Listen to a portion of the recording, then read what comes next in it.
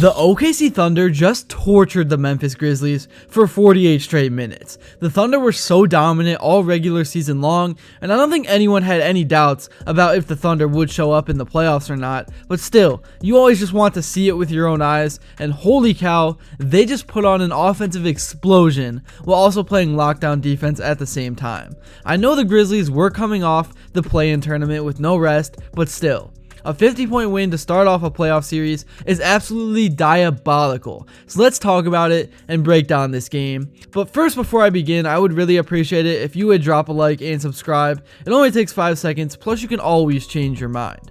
We are on the road to 50,000 subscribers, and with your support, I believe that we can get there super fast. Alright, so the way the Thunder just played basketball was absolutely flawless, especially on the offensive end. I mean, defense, it was flawless too, but scoring 130 while only allowing your opponent to score 80 is just, that is a coach's dream right there. Holding any opponent to 69 points in the fourth quarter in a playoff game shows that you are locked in, and this was demoralizing for the Grizzlies. I gotta say, the Thunder have one of the best playoff atmospheres, their crowd is insane, the NBA is better when the Thunder are in the playoffs, and we should be prepared for a deep run because this team just has so much depth. Really, the only thing they lack is a ton of playoff experience, but they do have last year, and that is really all you need. I almost feel like sometimes too much experience can be a bad thing because that just means your team is old. I think for Thunder fans, this game was the moment where it really all came together. Everything that the Thunder rebuilt towards over the last 5 years, it all came to this moment, and so far, so good. Honestly, what Sam Presti did deserves so much credit. He basically played my league. His rebuild style was like what I do in 2K. Trade every player for 30 draft picks and then have a bunch of young players on rookie contracts and then sign the free agents you want. And now the Thunder are reaping the rewards, and honestly, they're going to be a great team for the next 10 years. But getting back on track to this game,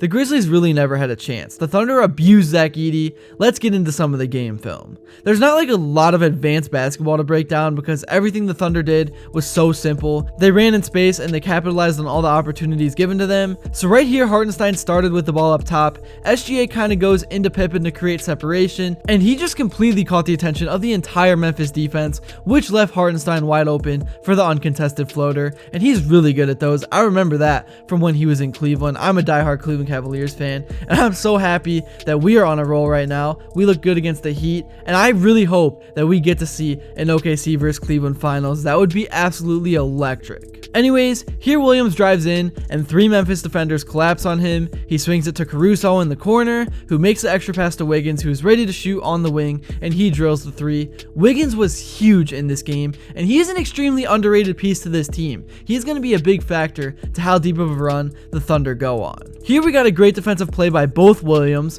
creating a transition opportunity for the Thunder, and that is just what they do, man. Like I said, they run and they play fast. Hartenstein leaked out, and Williams threw the touchdown pass for the easy dunk, and at this point, the Thunder were just pouring it on. Now here, watch Williams because he instantly leaks out as soon as Pippen shoots. He realizes that he and his man were out of the play. They most likely were not going to get the rebound, and this created yet another transition opportunity, an easy way to put 2 more points on the board. Next up, this play just shows that the Thunder wanted it more. Williams pulled up for the 3 and missed, and Hartenstein went after the rebound while 3 Grizzlies just sat there and watched and did nothing. It was a friendly bounce, I'll admit that, but still, if you're Memphis, you got to get a body on someone. It's the playoffs. You got to play with more effort and intensity. I don't care how tired you are. And once Caruso got the ball, the world was his oyster. He could have shot or passed it, and he decided to hit Williams, who then dumped it back off to Hartenstein, who got the finish. There was only so much Edey could do by himself there. Great ball movement all around, a coach's dream, and every old head's dream.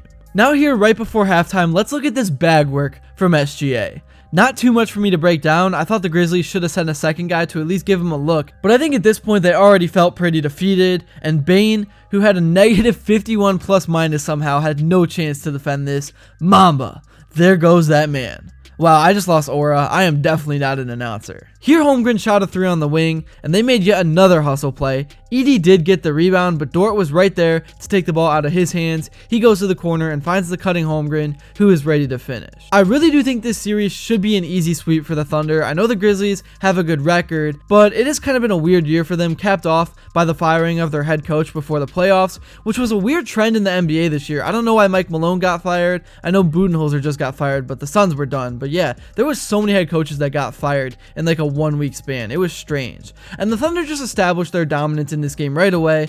They let it be known that they were going to be the aggressor, that they were going to be the team doing all the little things. And this performance that we saw from the Thunder tonight is the exact formula to win a championship. Now, it's just about if they can repeat it for 15 games. Looking at some of the numbers from this game, everyone stuffed the stat sheet. Jalen Williams played 25 minutes and he had 20 points with 5 rebounds, 6 assists, and 3 steals and a block. He was plus 44 and was 10 of 16 from the field. Lou Dort played 21 minutes. He had 12 points with 3 rebounds, 2 assists, and then 3 steals as well. Hartenstein played 21. He made a big impact in this game. He was in a lot of the highlights that I broke down. He had 14 points with 8 rebounds and 5 assists and a steal. Shai Gilgeous-Alexander, he only had to play 23 minutes, and he was pretty good. He didn't shoot efficiently, but he had 15 points with 3 rebounds and 5 assists and 2 blocks. And then Chet Holmgren played 21, and he had 19, 10, and 2 with a steal and 2 blocks, and he was 5 of 11 from the field and plus 25. Now in terms of the bench, it was Wiggins that really led the way. He led the team in minutes with 26, which is just crazy. Like, nobody played at all. He had 21 points with 4 rebounds and 2 assists. He was plus 21 from the field and 8 of 15. He was plus 21 in terms of plus minus and 8 of 15 from the field. And then Caruso in 11 minutes, he had 0 points, but he had 3 rebounds and 4 assists, and he was plus 30. That's crazy. So was Wallace. He had 2 points with 2 rebounds and 3 assists, and he was plus 30 in 12 minutes. In terms of what the Thunder did defensively, basically, Bagley had 17 and Morant had 17, and then the next highest scorer was Bane, who had 9, and then Huff had 8. But besides that, everyone else had like 4 points or 2 points. It was embarrassing. Great defensive effort by the Thunder. Like I said a million times, this was a great way to kick off the playoffs if you're a Thunder fan, or you're just a fan of good basketball. And even though the Thunder are expected to win this series, doesn't matter if you're at home or if you're on the road, Game 1 is super important just to set the tone. Here's what some of the guys had to say in their post-game interviews following this win. We were who we were all year in those minutes, and it's going to be the key to our success, just staying true to who we are. And Jalen, what did you see kind of open up in the second quarter to break open the game? Defensively, we were very good. Usually when you can get stops, it opens up a lot of stuff.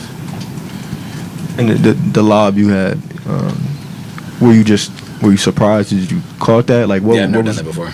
Okay. Just to keep that one short, so that was cool. Yeah. That's really all I have to say for this video. Let me know in the comments below what you thought about this game, and if you made it to this point and enjoyed, please be sure to drop a like and subscribe, because your support truly does mean the world. And until next time, I will see you all later.